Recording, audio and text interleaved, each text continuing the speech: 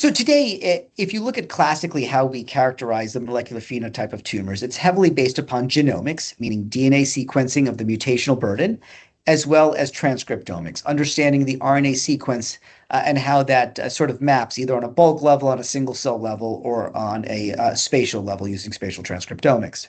The challenge with that is that for a minority of tumors, something on the order of 20 to 30%, there's a clear driver mutation that may be denoted by a genetic mutation, or a clear pathway that may be denoted by an RNA sequence that allows us to understand the biology of the tumor and how best to target therapeutically. An example of this would be an EGFR mutation in lung cancer. Because we know there's an EGFR mutation from genetic sequencing, we know to target the EGFR protein itself or that pathway, and in doing so, we can bring about a therapeutic efficacy. The challenge now, however, is that for the majority of tumors, somewhere in the order of 60 to 70%, there's not a single genetic mutation that we can identify, or not a single biological pathway that's altered that we can identify that's giving rise to the abnormal phenotype in that tumor and that we can antagonize. This represents the biggest gap today. If we have a better molecular characterization of the tumor, we can begin to identify those pathways that are altered, as well as the expression of specific targets that then can be leveraged